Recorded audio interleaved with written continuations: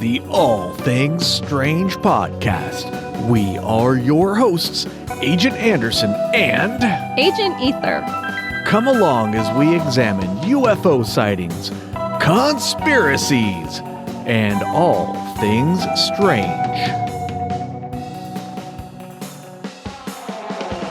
You can find all of our wonderful links in the description on the Linktree, where you can find our Discord, our Patreon, our merchandise, and more.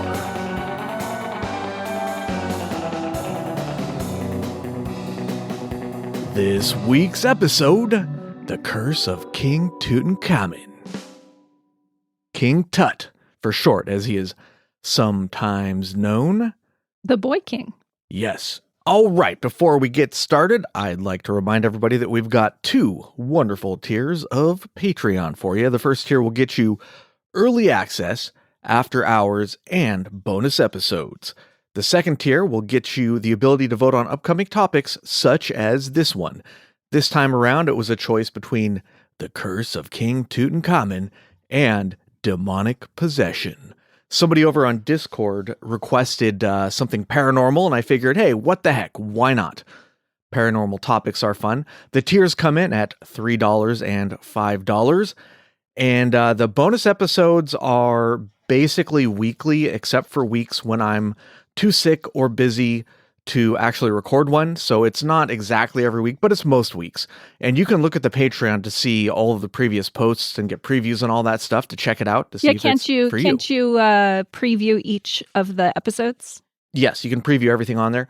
And you can also see what the early access looks like, because we're on a bi-weekly basis. But so this one won't be out for another 2 weeks or so after we record it, but it'll go on the Patreon immediately after I'm done editing it. The edit finishes, and the first thing I do, boom, Patreon.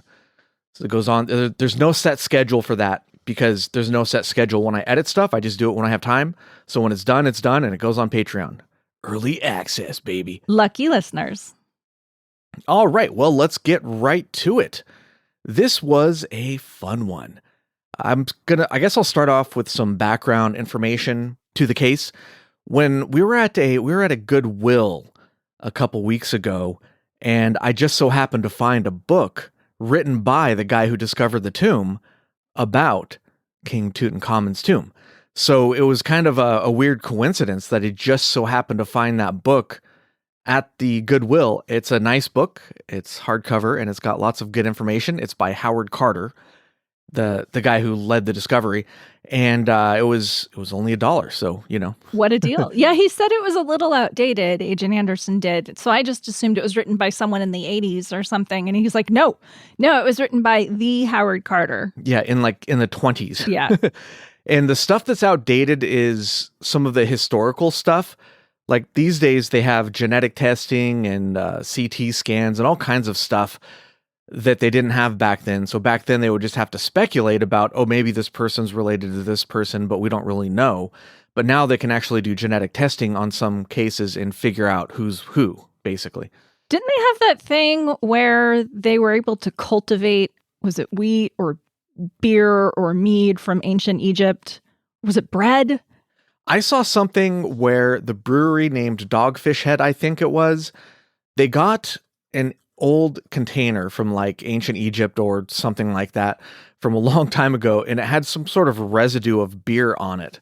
So they got that residue analyzed, and they did a inspired by sort of it wasn't exactly like what they would have been drinking back then, but it used similar ingredients.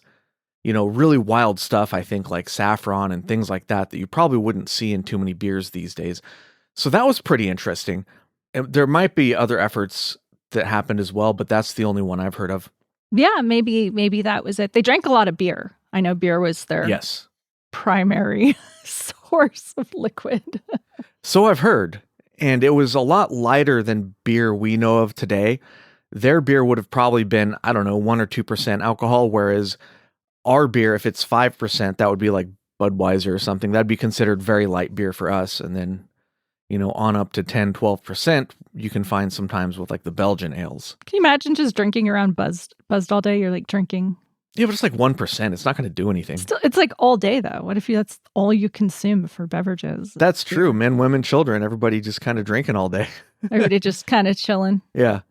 And it might be that was what they did because it killed bacteria and stuff. But anyways, that's too far afield. We're already getting off on tangents. Oh, like we do. We haven't even started the episode. Okay, so here's a quote to start off from Howard Carter, the guy who discovered the tomb in 1922, opened it on November 4th. He said, "It would be difficult to describe our emotions when for the first time the light of our powerful electric lamps flooded the burial chamber, illuminating the walls on which were painted representatives of Amentet, the catafalque drawn on a sled by the chief nobles of the land, King Ai before the Osiride Tutankhamun, and lighting up the immense shrine overlaid with gold." And that is from his book. That's where I got that quote from.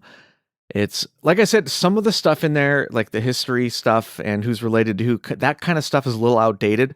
But the book does a really good job of detailing exactly what he did. It's not complete by any means, or so I've read, but it's an interesting read.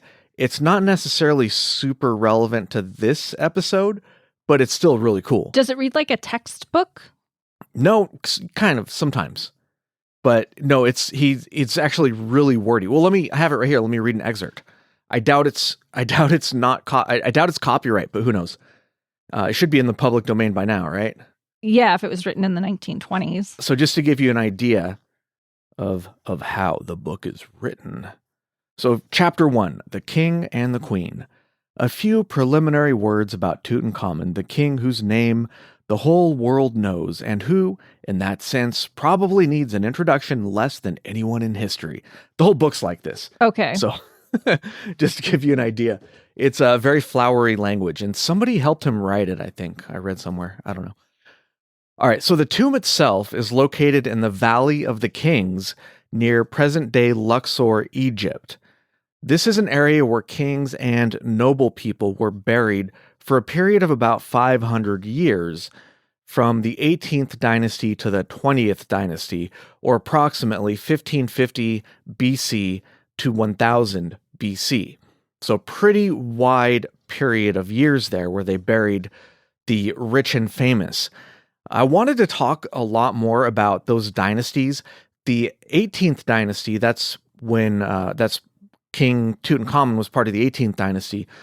That was probably like the pinnacle of Egyptian power throughout their history, at least for ancient Egypt.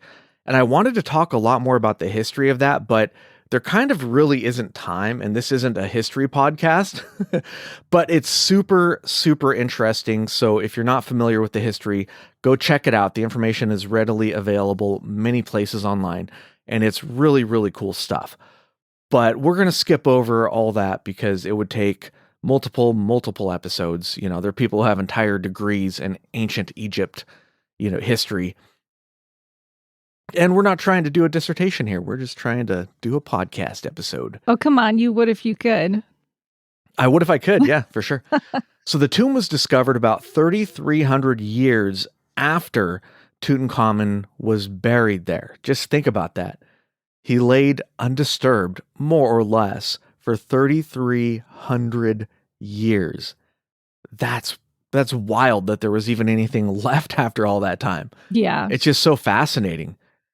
The story of the tomb's discovery and opening are, again, a whole other thing that goes beyond the scope of what I want to talk about here. But once again, it's a really, really interesting story.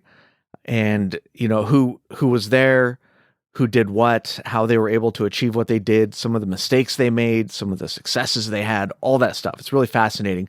It took Carter somewhere in the ballpark of 10 years after opening the tomb to take everything out and restore it, catalog it, and all that stuff. They took pretty detailed pictures of everything when they opened it up. Before they moved anything, they photographed, most things before they moved it. They photographed where it was, cataloged it, numbered it, and all that stuff. So if you're curious, you can go find these pictures online, and they're really cool. You can see the stuff in its undisturbed state, all these artifacts before they were moved. But because of the weather, weathering, I guess, because of age, a lot of these artifacts were in really deteriorated condition. So it was fairly difficult for them to get all of them out of there without damaging stuff. And that's part of the reason why it took 10 years. Another part of the reason is because during part of the year, it gets extremely hot in that area. So they only worked during the cooler season every year. Oh, that makes sense. And then after that, they would bury the entrance again, rebury the entrance with a bunch of debris so people couldn't get in there easily, and then come back in the following season when it was cool again. I wonder if they had to post guards. I don't know, probably. You would think so, because somebody would have dug it up and stolen everything. So that would make sense if, somebody along the way posted guards. So like I said, the story of it is pretty fascinating, but in a nutshell, some people, Carter's predecessor, I won't go into all the ins and outs, but his predecessor was a dude named Davis, and he already got what he thought was everything available in the valley. He didn't think there was anything left, but Carter and other people thought that there might be more things there because they found a handful of references to King Tutankhamun, but they had not found his tomb. But according to what they knew of Egyptian history, the tomb should have been in that valley, and yet nobody found it yet. So they thought that it was there still, just nobody found it yet. But where could it be? It was nowhere to be found, and there was no obvious place for it. Well, it turns out that the entrance was actually on the valley floor, and it was covered with a bunch of debris and whatnot. And that's the reason why nobody had found it and why it hadn't been completely plundered by grave robbers over the 3,000 some years since it was sealed up. So no Indiana Jones special staff sunlight shining at just the right angle. No, none of that. Just a whole bunch of junk, debris, and trash covering the entrance. And they were just removing it just to see what was down there, and they came across the tomb. Carter's sponsor, Carnarvon, and his daughter were there for the first opening of the tomb. So before, when Carter first dug it up and there was a door there, and he was like, there's not supposed to be a doorway here. He put a little hole in there and looked in there, and he's like, all right, this is definitely something. And the guy who's paying for all this is going to want to be here when I open it up. So he covered the hole again and sent for the dude, and Carnarvon came so that he could be there when it was opened. And the first people to enter this tomb in some 3,000 years were Carter, Carnarvon, and Carnarvon's daughter, Lady Evelyn or something. I forgot her name. It's further down in my notes, I think. The tomb itself consisted of an entrance staircase, a corridor, and 4 chambers. One remarkable thing about it was much, much smaller than other pharaohs' tombs, and historians think that's because Tutankhamun died young. He died much younger than anybody expected. He became king at the age of 9 and died around the age of 18, so they hadn't had time to build his tomb yet. Just as comparison, Tutankhamun had 4 chambers. The largest tomb in the Valley of the Kings had something like 120 chambers. Wow. So there's pictures of this, and there's diagrams and maps and things. And you look at Tutankhamun's pitiful little 4-chamber burial, and you look at this big, vast complex of, I think it was Ramsey II's children. I think their complex is just massive, just like hundreds of rooms, or 120, 220. I forget the exact number, something like that. A lot. There's I saw a 3D map of it, and I was like, whoa, this is so cool. This is fascinating stuff. Yeah, it is. And that's why, I got caught up in some of the history, and I'm like, no, that's way too much. It's too much for this episode. We got to get to the paranormal stuff too, not just the history stuff. So the entrance door was lower down, like I said, and then that led to the stairs. When they went in there, they noticed that there were a couple of doors that had been opened and then covered again, indicating that there had been previous robberies, grave robbers that had gotten in there and taken stuff. And they suspect this happened pretty soon after Tutankhamun was buried. So it would have happened 5 or 10 years after he was buried, not like 1,000 years, because they suspect that stuff had been taken and then replaced, and then the tomb was sealed up again. And they think that there were some original items and some replacement items that had been put in there for Tutankhamun, presumably to enjoy in the afterlife. Well, that's nice. Yeah. He's got to have his, Got to take care of the people in the afterlife. Yeah, he's got to have his chariots and his canes and his swords and armor and stuff, all that stuff, So from what I found, it looks like it had been robbed by grave robbers twice, but then it was covered by a bunch of debris for another tomb that was made nearby. The entrance was actually covered, and it was just sort of a byproduct of that. That's why it was never discovered in the thousands of years since, and it laid more or less intact ever since.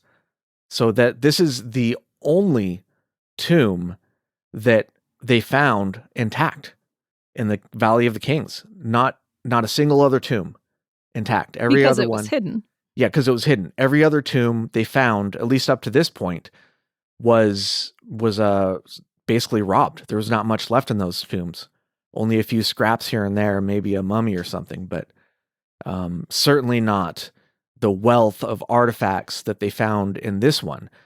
They found, from what I read, they found a total of 5,398 artifacts. That is an insane number, more than anybody ever expected to find in a tomb. And it caused a media sensation of the day. Like, everybody was super excited about it. In fact, before they even finished the work, I mean, obviously it took like 10 years. So while they were doing the work, it was a tourist destination. People would come and watch them hauling stuff out of that chamber into a different chamber to be restored so that it could be then shipped off to Cairo, to the museum in Cairo, because the stuff was too fragile to be shipped long distance. So they had to restore it first. And again, the restoration process in and of itself is really fascinating. And again, way too far afield, but it's really cool stuff. I mean, maybe I'm just a nerd. That sounds like a trip for the aristocracy and the rich and famous, though. What are you doing next weekend? I'm going to Cairo to visit Luxor. To visit King Tutankhamun's. Yeah. Oh yeah, the burger flippers were definitely not making that journey. You know what I mean? It was only for the aristocracy or whatever. I don't know. It wasn't that long ago. Come on. All right. So the stairs went down into a corridor, and then the corridor led to a sealed door. So there's a sealed door covering the stairs, and then there's another sealed door at the end of the corridor. And that the sealed door at the front had King Tut's name on it. So they noticed that. I guess it was kind of worn out or whatever, but that's a pretty dead giveaway of whose tomb it was. So they were pretty excited about that because, like I said, they'd found a couple of scraps of evidence that there should be his tomb around here somewhere. They just never actually found it. So unsealing the second door, here's what Carter says about that. With trembling hands, I made a tiny breach in the upper left-hand corner. Darkness and blank space, as far as an iron testing rod could reach, showed that whatever lay beyond was empty and not filled like the passage we had just cleared. Candle tests were applied as a precaution against possible foul gases, and then, widening the hole a little, I inserted the candle and peered in. Lord Carnarvon, Lady Evelyn, there it is, Lady Evelyn, and Calendar standing anxiously beside me to hear the verdict. At first I could see nothing, the hot air escaping from the chamber causing the candle flame to flicker, but presently, as my eyes grew accustomed to the light, details of the room within emerged slowly from the mist, strange animals, statues, and gold. Everywhere the glint of gold. Wow, he's very descriptive. Yes. Like I said. I can see what you said, though. You said earlier that maybe someone helped him write this book. Yes. Because it's very descriptive. Yeah, it is. So he might have, it was, from what I read, it was a collaboration between him and another author. I forget who it was. I didn't notate it. But it's, I mean, just imagine, put yourself in that place. You know that nobody's opened this for thousands of years, and you're the first person to ever look at it, in a very long time. longer than modern civilization has been around, you know, longer than Jesus Christ himself. Just think about that, right? Yeah. Crazy. So the first room after the corridor is the antechamber. They named all the rooms, and this one is they called the antechamber. It was packed full of more artifacts than anybody expected to find. They were just piled on top of each other, and it's speculated that it was so packed full and disorganized, again, because they didn't expect him to pass away so young, and they didn't have time to build a proper tomb, but they still wanted him to have all of his loot. So they stuffed it all in there as best they could. And you would think it would be a little bit neater and more organized, right? When they put all that stuff in there. So there were two more doors leading out of this room. One of them was sealed, and the other one had been broken open, probably by the ancient grave robbers who had broken in probably twice before. And I found reference to a strange pink film covering everything in the tomb. Really? Did you read about that? No, I didn't see that anywhere. I didn't see what it was made of. I mean, it probably has something to do with the curse. Was it in this book by Carter? No, I saw it online. I mean, it might be. I didn't read the whole book yet because it's a whole book. Yeah, it's a whole book, and I don't have that much time on my hands. You just got it from the thrift store? Yeah, I did read through parts of it, and there wasn't a whole lot relevant to this case, so I didn't use it a whole lot. I just used that excerpt from the beginning and that second excerpt. Actually, the second one was from online, actually, now that I think of it. But the pink film, just imagine. What was it? What was it doing? Being slimy? I guess. I don't know. So the open room, they called the annex, had lots more disorganized artifacts inside, but the sealed room was the burial chamber. And once again, the first three to enter the burial chamber were Carter, his sponsor, Carnarvon, and the sponsor's daughter, Lady Evelyn. So they were going into all this stuff first. You know, they had first rights, I guess. It was going into this tomb was probably a bit hasty because they didn't follow the rules that they were supposed to strictly. For shame. They were supposed to catalog and photograph everything before they moved it, but they probably had to move some crap to get into this room before it was checked out by other people like Egyptian officials and whoever else. They were probably so excited. Right. They probably are like, yeah, you know what? F that. We're going in. We're going to take a look. So I saw that speculated online. But in they went and they saw the burial chamber. It was mostly filled by the sarcophagus of Tutankhamun, which was enclosed in gilded shrines that were stacked on each other, kind of like Russian nesting dolls. Okay. So they'd have a shrine and then a bigger one and then a bigger one on top of that. I think there was like 4 total or something. The innermost container was made of 243 pounds of gold.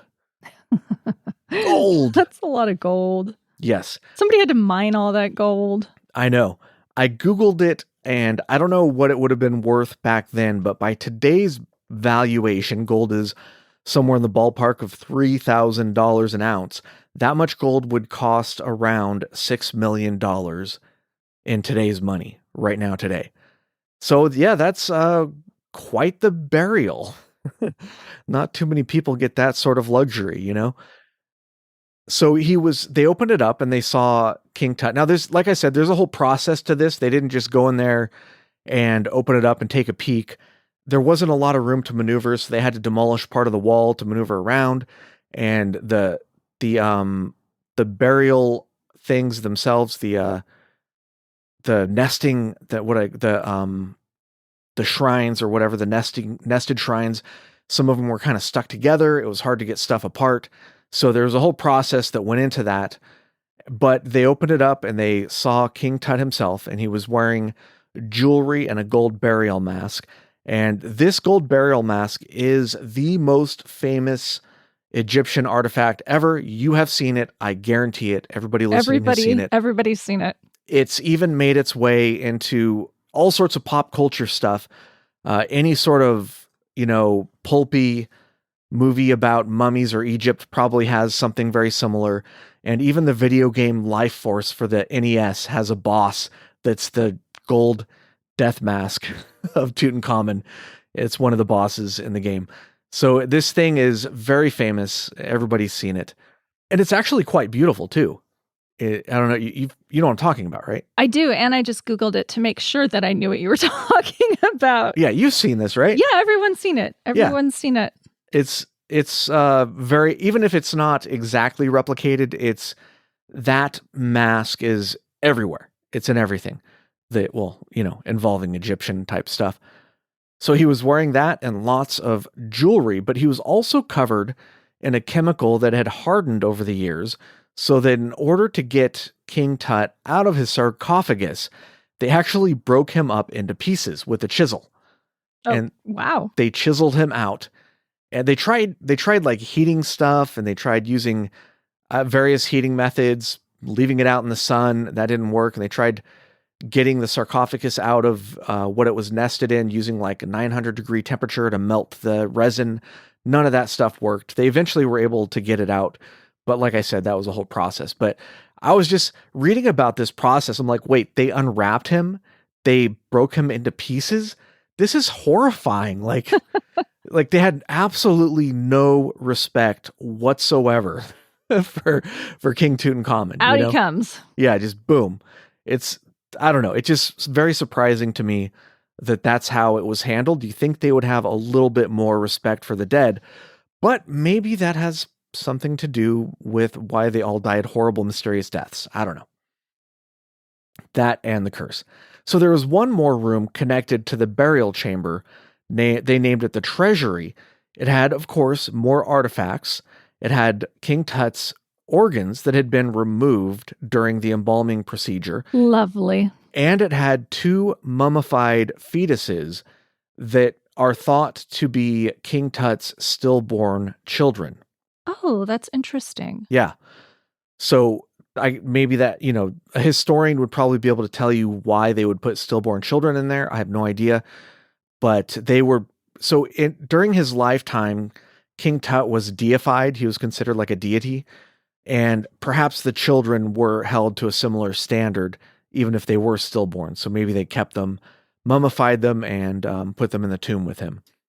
Oh, wow. This treasury room is just beautiful. Yeah, you can see pictures of this stuff online. It's really, really interesting to look through this stuff.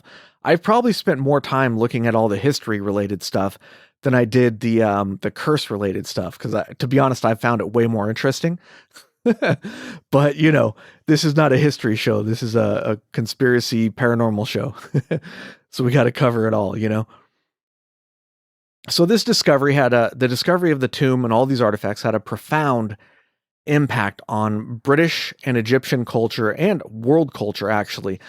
Egypt was still more or less under British rule at the time. So they were, they were working together. They argued over who got what. The typical arrangement at the time, or at least before this, was that anything found would be split more or less on a 50-50 basis. So half of it would be kept by Egypt, their government would be put into Egyptian museums, and about half of it was kept by Britain, would go off to British museums and be displayed there. Now, this particular one, there was a lot of shenanigans that happened, which I won't go over because it's a long story, but basically, the Egyptian government was actually able to keep almost everything in this case, except for a handful of artifacts that Carter handed out to like friends and other people who were there to visit. And somebody was quoted as saying that Carter handed those out. He actually got in a fight with somebody over it who found out that an amulet that he gave him was actually from King Tut's tomb. And he got pissed off because he's like, wait, you're not allowed to just give this stuff away. But Carter felt that it was his right to give that stuff away. He basically felt like it was his stuff. So some of the artifacts ended up in other places, in private collections, etc. But most of it ended up with the Egyptian government, where, let's be honest, that's where it should be. It says here the mask right now is in the Egyptian museum. Yeah, as it should be. As it should be. In my opinion, this is Egyptian heritage, and it should be in Egyptian museums, unless the Egyptian government and people want it to be toured around or to be loaned out to other places, as they have done in the past, then that's okay. But as long as it's under Egyptian ownership, right? Right. I read that about 20% of Cairo's museum came directly from this tomb of King Tut. Wow. Yeah. Another interesting note is that it was super lucky that Carter was the one to find the tomb. The previous guy in the Valley of the Kings who was in charge of doing stuff there, archaeology stuff, he was pretty careless. I mentioned him before, and there were many cases where he destroyed or damaged artifacts or evidence or mummies or whatever in the Valley of Kings because he worked quickly, he was not careful, he was just basically let's dig this stuff up and ship it back home. He didn't really give much of it to Egypt, and that, I mean, that's a whole other story, but I mean, there was one case I read about where he actually destroyed an entire tomb and all of the evidence in it just by being careless, and we have no idea whose tomb that was. There's pretty much no records remaining from that tomb. Who was it? We don't know. Maybe the historians have a theory, but that was a lot of history that was just destroyed through carelessness. So luckily, Davis felt that everything there had already been plundered and there's nothing left to find, leaving Carter through his career to eventually get to the Valley of the Kings and make his discoveries there. So I won't talk about this, the horrible and mysterious deaths. I'm not going to talk about any of those because Agent Ether is going to tell us about that. But I have to mention that Carter's sponsor did die a horrible and mysterious death shortly after the tomb was opened. And I'll just leave that little tantalizing tidbit, just so you know, so Ether can take that when she does her part about the curses. Because it's coming. It's coming, yeah. So just a little bit about King Tut. Now, like I said, I wanted to talk about him and his family and the 18th dynasty and all that stuff, but that would just take too long. I've already spent more time than I wanted to on the, sort of background information, but I have to talk about him a little bit because there's some really interesting stuff about his life. Like I said, he was, I think I mentioned he was king at age 9 and he passed at age 18. He was the son of Akhenaten and he ruled from about 1332 to 1323. And there's all sorts of stuff that happened during these like Akhenaten got rid of the many gods and basically made it like monotheistic during his reign, and then that sort of came back under Tutankhamun. He brought back some more of the old gods.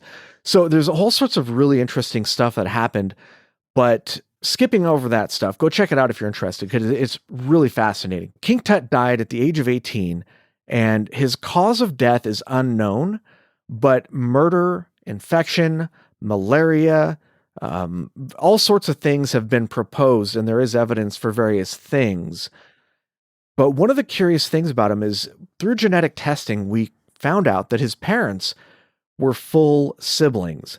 As you imagine, for the royalty at the time, there was a lot of inbreeding. And if you read about some of these families, there were a lot of not just cousins, but full-on siblings who were getting married to keep the power within the family. So he did have some birth defects that might have been due to this inbreeding. Maybe it was, maybe it wasn't. I don't know. But he had a possible club foot, several strings of malaria that they found on him through genetic testing, but that's not due to the inbreeding. He had bone necrosis in his club foot. He had scoliosis. He had a cleft palate. There are depictions of him that show him with the scoliosis, with a very narrow waist and wide hips that would look kind of feminine rather than masculine. He's often depicted with, gynomastia or whatever, like basically man boobs. I have some notes about more of his health stuff.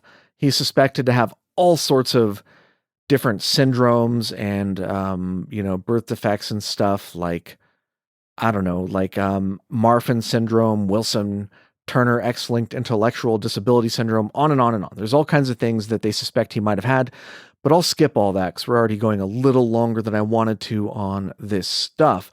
But interestingly, the CT scan, they did a CT scan. I'm sure they've done several, but one of them that they did showed that he had experienced a compound left leg fracture. And here's a quote: "This injury being the result of modern damage was ruled out based on the ragged edges of the fracture. Modern damage features sharp edges. Embalming substances were present within the fracture, indicating that it was associated with an open wound. no signs of healing were present. So, in other words, his leg was busted up and it looked like it had not healed. So, some speculate that he got this leg injury, a really bad leg injury, one way or another, possibly on a chariot accident, and that got infected and led to him passing away. He had multiple strains of malaria. Some people think that might have been a factor. Who knows? So there's all sorts of theories as to why he might have died.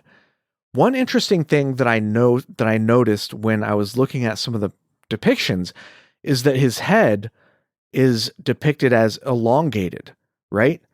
And that's, from what I could find, that's not like head binding or head shaping is not really common to ancient Egypt. Like that's not really something that's attributed to them. But I found this article, Strange Head Shapes, Revisiting Nefertiti, Akhenaten, and Tut by Robert D. Martin on Psychology Today. And I want to end up by reading an excerpt from this article because it's a really interesting discussion of the head binding. And this is relevant because I haven't talked about this on an episode yet, but some people believe that the head binding is done or has been done to mimic extraterrestrials that people have come into contact with over the years. I'm not saying that's true. I'm just saying that's one of the theories out there. So I figured it was relevant to mention this. Agent Ether has no comment. Yeah, Agent Ether definitely has no comment on this. All right, so here's some excerpts from the article. Given the extensive yet sporadic occurrence of intentional skull modification through head binding, this practice may explain the unusual head shapes of the pharaoh Akhenaten and his immediate family, his great royal wife Nefertiti, all of their 6 daughters, and his son Tutankhamun. Numerous statues and reliefs indicate conspicuous head elongation in all, although this has often been attributed to a new artistic convention. Rejecting the possibility of head binding, Egyptologists have generally favored some kind of, possibly inherited, medical syndrome when explaining strange head shapes in the Akhenaten family. Following the dismissal of an early suggestion that Akhenaten suffered from hydrocephaly, usually fatal early on without sophisticated medical intervention, that's the one where you have like a big head, right? I think. Yeah. Attention turned to Froelich syndrome, which severely disrupts the body's hormone balance. But that syndrome, which leads to infertility, clashes with Akhenaten's undisputed array of offspring. A more recent prime candidate has been Marfan's syndrome, which at least does not entail early death and may allow fertility. But all such proposals share a fatal flaw. No pathological condition is likely to cause symmetrical head deformation. A formidable obstacle to any interpretation of head shapes in Akhenaten family members is confusion about their relationships and the identities of various mummies. One current suggestion is that Nefertiti was Akhenaten's sister and gave birth to Tutankhamun as well as the 6 daughters. It is generally accepted that one daughter, Akhengespaten, eventually became Tutankhamun's wife. Also, what a family tree, huh? Also undisputed is the identity of the mummy attributed to Tutankhamun. On the other hand, mummies from the Valley of the Kings have been identified only tentatively as Akhenaten, possibly KV-55. They numbered the tombs, so KV-55 is the number of the tomb attributed to Akhenaten, and Nefertiti, maybe a younger lady, KV-35YL. Making matters worse, Nefertiti's origins and ultimate fate are shrouded in mystery. My own keen interest in ancient Egyptian head shapes was triggered by a Tutankhamun bust crafted by French artist Elizabeth Daynes, Daynes.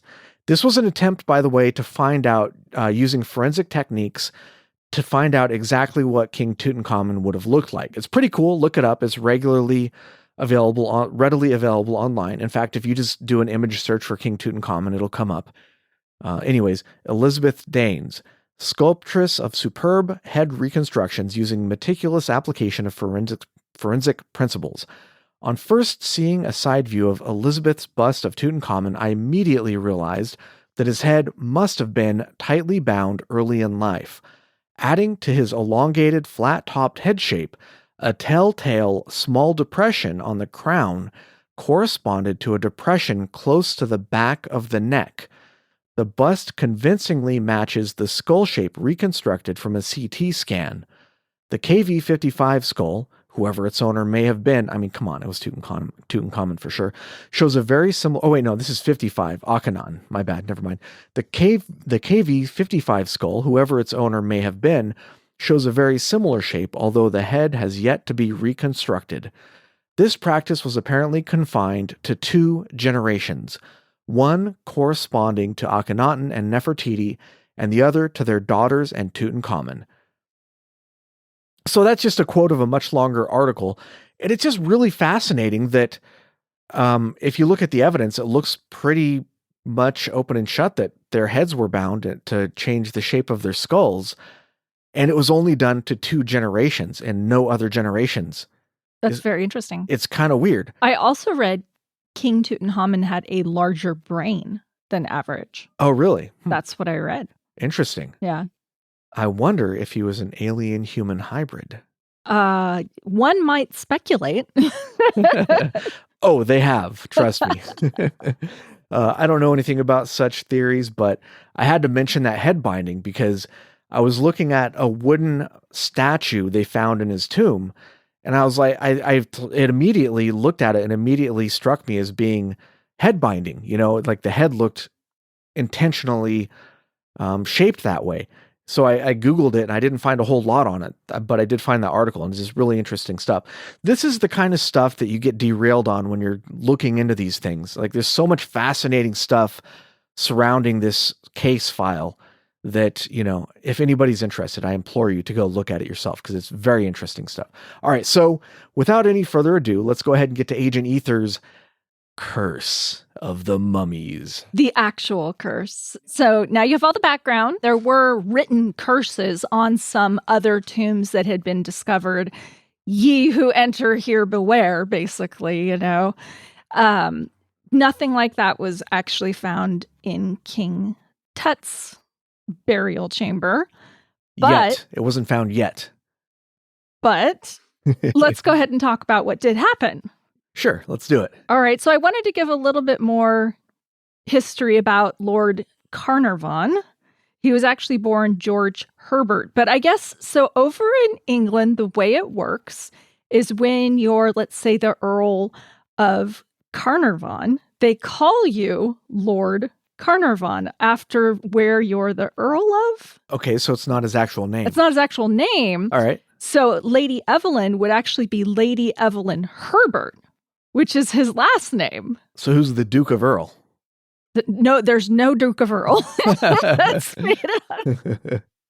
So he was an aristocrat, like I said. So he inherited all his wealth and status. It was all inherited as it was back then. And he was a politician.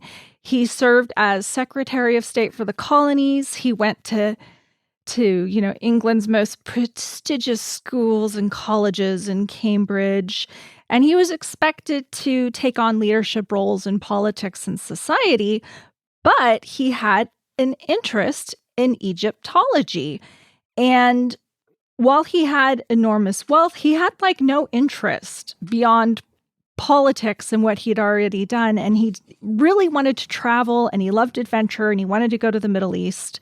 And so he was traveling around. He went to Egypt like in the 1890s. But then in 1901, he was back in England and he was involved in this serious car accident. And it was very bad for his health. And the doctors advised him to spend winters in warmer climates, which led him to spend a lot of time in Egypt. Yeah, because it was warmer climate and for his health. Yeah, so he became a major financial backer of archaeological digs.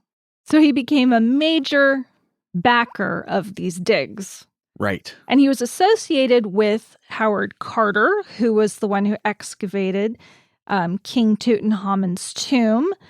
But Carter's sudden death Carnarvon's sudden death. Yeah, actually, Carter, you would expect him to have a sudden death from the curse, right. But he didn't have a sudden death. Carnarvon's sudden death in 1923 fueled the curse of the pharaohs. Right. So, like I said, they opened the tomb in November, and just a couple months later, dude was dead. Yeah. Yeah, he was just a few months. He died April 5th, 1923. He was 56. The official cause of death was that he had a mosquito bite on his cheek, and it became infected, which led to pneumonia and blood poisoning or sepsis, and then he died. It was probably a mummy mosquito. A mosquito bite. Well, and I read one account that said it was healing, and then he like nicked it shaving, and then it got infected. But whatever happened, pneumonia, sepsis, and death. But the mystery deepened because at the moment of his death, it was reported that the lights in Cairo flickered and went out, and his pet dog in England died at exactly the same time. Isn't that creepy? It's very creepy. I mean, come on. And this was referred to in the Times, a newspaper. Joyce Tylesdeli. Geez, Tylesdesly. It's okay. You could just say, the author. Tylsdesley went to report officially on the opening. She was an Egyptologist at the University of Manchester. And she said at the very moment of his death, all the lights in Cairo had been mysteriously extinguished. And at his English home, the dog Susie let out a great howl and died.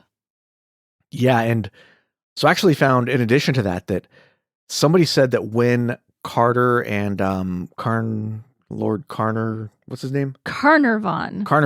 When they were going into the tomb at first, they were joking about mummies' curses. That's funny. Yeah, so who knows if that's true? One of the reporters, he said he'd seen the Earl laughing and joking to a nearby reporter.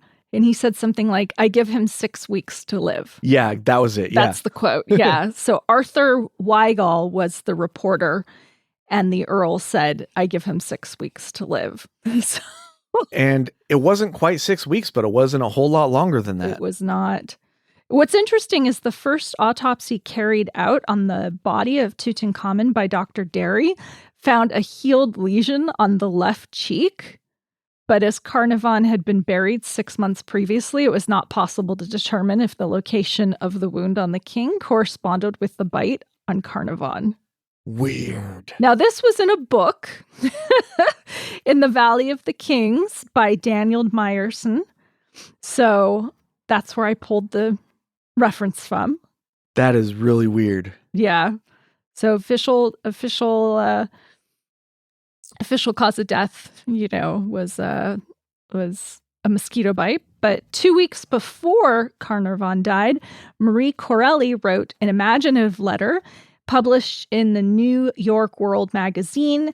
She quoted a book that said that dire punishment would follow any intrusion into a sealed tomb. Now, she was actually an author at the time, kind of like a sensationalized author. She wrote dramas, and her books tried to reconcile Christianity with things like reincarnation, astral projection, and mystical ideas. But she was very famous. She was very famous. So people paid attention when she wrote something. And it was her writing that spread this rumor that death would come when you entered the tomb of a pharaoh. And she wrote, I cannot but think that some risks are run by breaking into the last rest of a king of Egypt whose tomb is specially and solemnly guarded, and robbing him of possessions. This is why I ask, was it a mosquito bite that had so seriously infected Lord Carnarvon? So, was it, Agent Anderson? What do you think? Absolutely. It was a mosquito bite, or was it the curse? No, it was a mummified mosquito that was in the tomb. Oh. That bit him, passing the curse. No, I'm just kidding. Wow, No, that's quite elaborate. No, I think for sure it was a curse. Come on. All right, so that's our first and main death, and it kind of started the sensationalism. What was that author's name again? The gal? Yeah. Her name was Marie Corelli. Corelli, okay. Corelli. Oh, she was an author. She was described as having the imagination of Poe with the style of Ouida and the mentality of a nursemaid by one who didn't like her so much. So, Yeah. Popular among some people, not so There's- much among others. There's a composer named Corelli. Oh, I don't know if it's any relation. Probably not.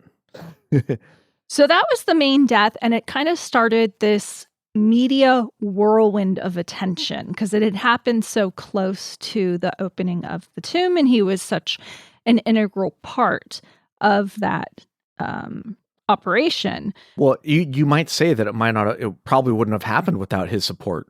Yeah, that's true. That's very true. He was instrumental. I mean, he was very important. So who else died? We have Sir Archibald Douglas Reed. He was a radiologist who x-rayed Tutankhamun's mummy. He died shortly after his involvement, reportedly from an illness related to having cancer of the skin. Was it maybe the cheek? We don't know. I bet it was. But he x-rayed I couldn't find the exact dates. Some places it said 1924, some it said 1925. He was an expert in using x-ray technology on ancient remains, so he was brought in to x-ray the body without unwrapping it, and some sources say within 3 days he was dead. Shortly thereafter. There's nothing suspicious there. I'm sure it wasn't a mummy's curse. We also have Lord Carnarvon's half-brother, who went blind and died of blood poisoning shortly after Carnarvon's death. Some believed he was cursed by association. Yeah, I mean, you can't just curse the person. You got to curse their whole family. Let's see. I have an account that says a doctor suggested his rotten, infected teeth were somehow interfering with his vision, so Herbert had every single tooth pulled from his head in an effort to regain his sight. He died of sepsis as a result of the dental surgery 5 months after the death of his brother. Wow. Yeah. So death by association, or death because maybe you shouldn't pull all your teeth out because you're going blind. People pulled teeth out all the time back then. I'm sure it was just the mummy's curse. We have Hugh Evelyn White, a British archaeologist who worked actually at the excavation, who died by suicide, leaving a note allegedly referencing the curse, which can't be substantiated. He wrote in blood, according to one newspaper, "I have succumbed to the curse which forces me to disappear." Awesome. That's not awesome. It's very dark. Come on, dude. We have an actual curse going on here. This is crazy. We have Aaron Ember, who died in 1926. He was an Egyptologist who is friends with many of the expedition members. He actually died in a fire in which he could have escaped. He went back in to save a manuscript he was writing. The manuscript was titled The Egyptian Book of the Dead. Wow. He was having a dinner. He was hosting a dinner party, and his wife encouraged him to go to save his manuscript. While she went and got their son, they were safe. Him and the manuscript perished in the fire. Dang. I mean, that can't be a coincidence, right? Well, I think maybe if there's a fire, you shouldn't go back in the house. That's just me. Yeah, but it probably wasn't that bad. Of a fire? He died. Yeah, but it probably wasn't bad. It was probably just like a little curtain or something on fire. And then as soon as you went in, the flames just got him. I see. And then he was, because of the curse. Yeah, they just engulfed him.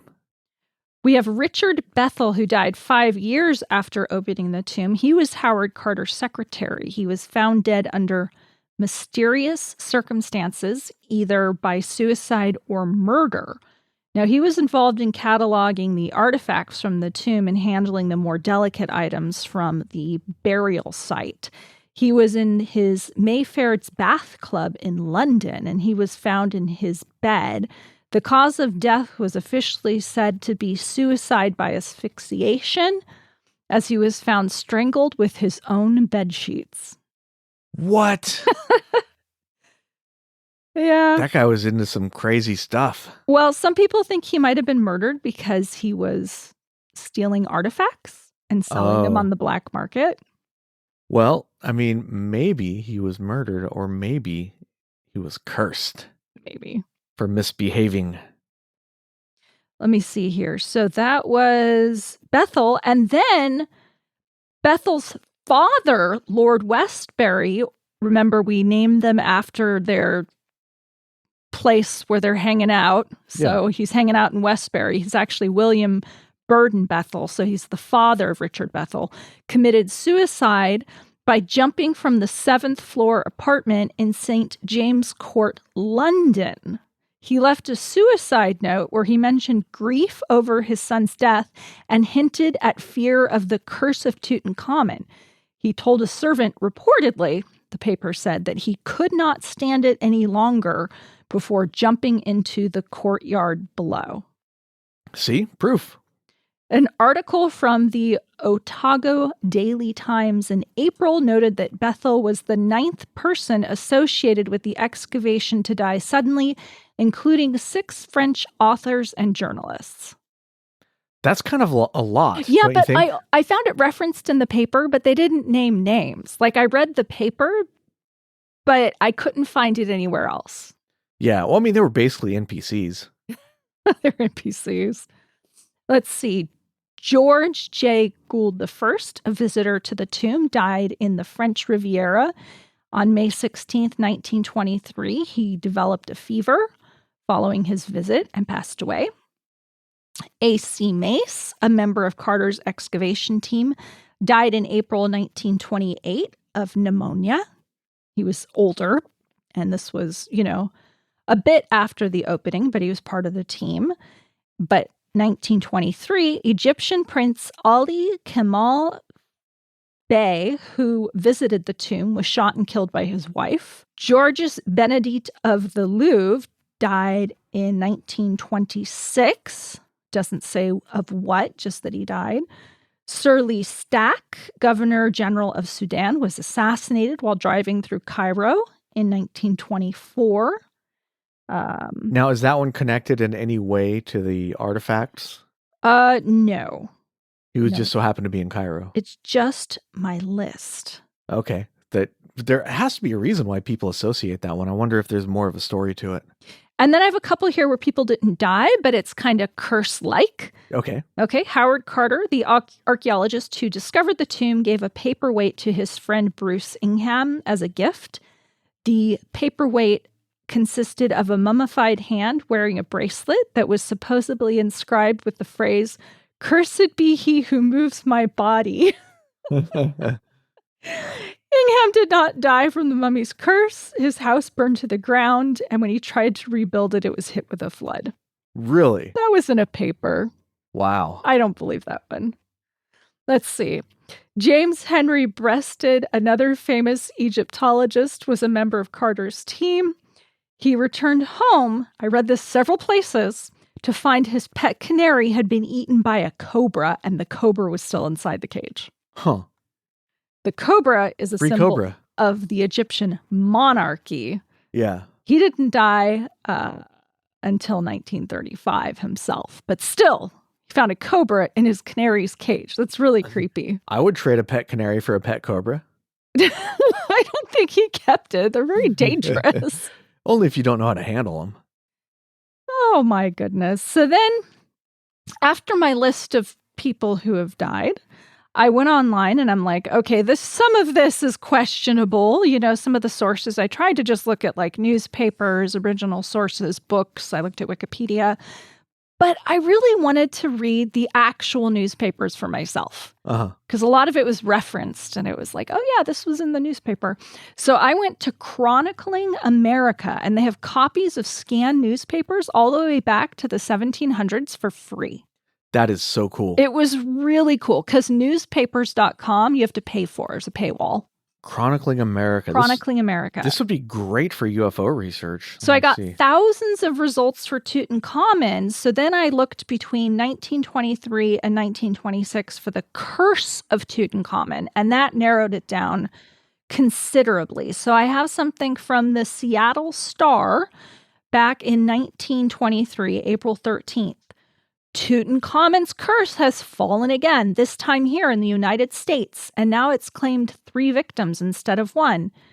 At least the superstitious ones blame it for the deaths of Ms. Rosemary Carnarvon Sparkman, a cousin of Lord Carnarvon, discoverer of Tut's tomb, and her children. The wife killed the children during a fit of depression, then ended her own life. So by association, curse by association. Then I have something from the Birmingham Age Herald in April 6, 1923. And it says that the curse of hard work and not the curse of Tutankhamun's gods brings sickness and death to the excavators of the tomb, according to Dr. Mogoffin, president of the Archaeological Society of America, who basically poo-poos the whole thing and says there's no such thing as a curse. Carter has succumbed to his hard work in Egypt. Howard Carter co-discovered the tomb of Tutankhamun, whose sudden illness Wednesday night gave rise to fears among the superstitious that a fate similar to Lord Carnarvon might be overtaking him. But his condition was somewhat improved today. Friends said Carter looked extremely weak and haggard. He was able to be about for a while last evening. So this is dated April 12th, or is it April 13th? Sorry, it's hard to read. It's a poor copy. Yeah. But April 13th is when this is printed. Howard Carter was sick. It was reported that he was ill. Interesting. Yeah. He obviously recovered. He did not die, but here's a report that he was ill. Still. And, linking his illness to the curse. And then, the head of the Archaeological Society of America coming out and saying that, no, he's just working too hard and it kind of sucks in Egypt. So maybe he should get a little bit of rest. Yeah. All right. Then I have here, Carnarvon's son withdraws support of the Egyptian expedition. Whether or not the curse of the pharaohs contributed to the death, it is stated confidently by friends that the son will not submit his family further to the evil spell, which England is now dramatically associating with his father's passing. So he had no interest in archaeology. He didn't want to pursue his father's work, and he was no longer going to finance it. In other words, it was reported in the paper. I thought Carnarvon's widow financed it after he passed away. I'm just reading actual paper. Okay. I'm just reading here, but it's super cool because it's not on the internet or in a book. Yeah, it's an actual source. It's a source. And I know they tend to sensationalize stuff as well, but I was like, this is really cool. It's actually in the newspaper. I've found journalists to be totally accurate all of the time. Here in the same paper, we have Sir Arthur Conan Doyle, the writer of Sherlock Holmes. Okay. Spiritualists suggesting that Carnarvon's death had been caused by elementals. Oh, elementals. All right. He said for disturbing the tomb, that there was no means an untenable theory, a theory which dispatches from Cairo assert is held by native Egyptians, joining hands with Marie Corelli, who I mentioned earlier. Sir Arthur said that the priests of old Egypt knew more of the occult than we, and that they might have placed a spiritual elemental in the tomb to strike down the man who disturbed the bones of their pharaoh. Yeah, I mean, that's really interesting. And then I have something here from the Raymer Enterprise in 1923.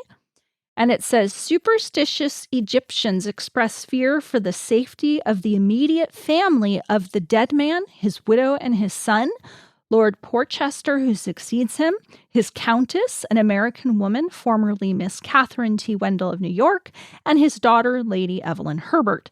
They also think it quite within the possibilities that all who participated in the opening of the catafalque chamber are in danger. Egypt very generally believes in a curse of the pharaohs that wreaks dire vengeance upon those who disturb their last sleep. So all of Egypt is now saying what corresponds to the American, I told you so. And all Egypt does not hesitate to speculate in public whether this vengeance will be satisfied by the death of Lord Carnarvon or will be wreaked upon others. Maybe the whole population. Maybe it's being sensationalized, but still. What? Get out of town. So, do you want to talk about the theories behind the curse of Tutankhamun? Of course, Or do you that's have why any we're other here.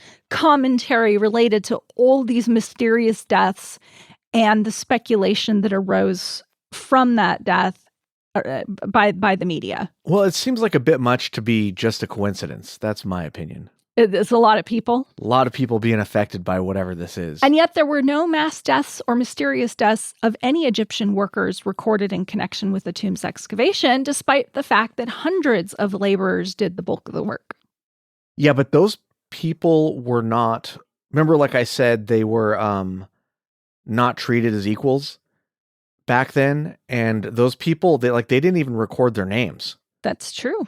Like they have, okay, this person was here doing this person was doing that, and then a whole bunch of peons carrying stuff around. Like we don't even know their names. There's diaries, like Carter kept a diary, and you can look online. It was scanned, and it mentions like all the rich and famous from England and the Americas that were coming over to check out the tomb and what they were doing in the work. And you're right, no Egyptian is mentioned in his diary. So theories behind the curse of Tutankhamun. So, of course, we have the traditional belief that those who disturbed the tomb were punished by an ancient Egyptian curse, possibly invoked by priests thousands of years ago. So, the supernatural cause. Yeah, of course.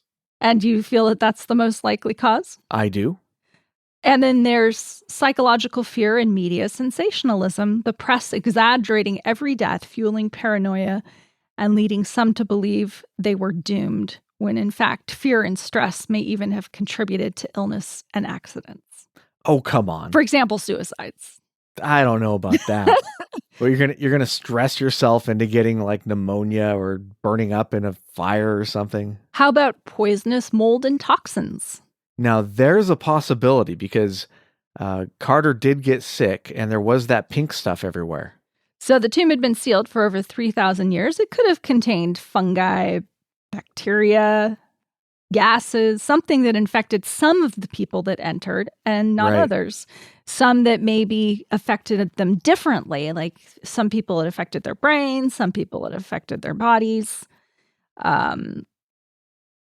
There was, I guess, a tomb that was opened in Poland, and there were some deaths, and they thought maybe it was toxic spores, but others, particularly the death of Arthur Mace, people are like, well, you can't really explain all the deaths by the toxic mold or spores, so it can't be just the spores, but still. They certainly wouldn't set people on fire. How about tomb robbery and political cover-up? Deaths may have been linked to treasure smuggling, cover-ups, or assassinations to silence those who knew too much about the artifacts. I mean, I guess, but the thing is that everything was really well documented. Although I suppose, you could say, well, the number is 5,398 or whatever the number was, and the real number might be 6,000. And then you sell the extra 1,000, without really recording it. That is a possibility, I suppose. How about deaths linked to the curse had logical explanations, infections, pre-existing conditions, and bad luck. So the curse is nothing more than a self-fulfilling prophecy. Well, so calling it a self-fulfilling prophecy, I think, is misleading. I think calling the deaths coincidental would be more accurate, but it's not like these people wanted to die except for the suicide.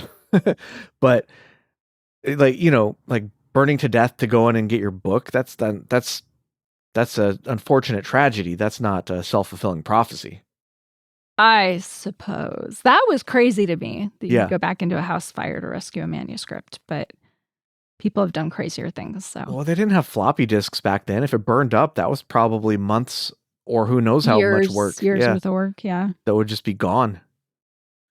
All right, and that's what I have for the curse. All right. Well, that's really interesting stuff, and it was quite a fascinating case to look into. And my final thoughts are, I think there might be something to this curse. What do you think? Back in the day, before modern medicine, People passed away from so many things. And yet, some of these deaths are mysterious. Murder, assassination, suicide. It is a lot to take in. It seems like there's an unusual amount of deaths connected to the tomb. That's what I'm saying. Yeah, I don't know. I'm going to withhold judgment. Some bad juju. You can say if you're skeptical. That's fine. No, I'm just going to withhold judgment. You're skeptical. I'm skeptical. Yeah, I thought so. That's all right. I mean, even if you don't believe it, it can still be a fun story. It is a fun story. Well, it's a sad story, too. All these people passing away. It's unfortunate. Yeah, but it was so long ago that I don't know, it's different. You know what I mean? I suppose. We can view it through a different lens than if it had just happened last week, I think. And we can speculate on it and stuff. Because there aren't really any relatives left around that knew these people, at least not that I'm aware of. So I don't think we're going to offend anybody, by speculating about this stuff. I'm offended. As you should be. This show's terrible. But all right, so I guess that's our final thoughts. Well, thank you guys so much for listening, and until next time, keep it strange.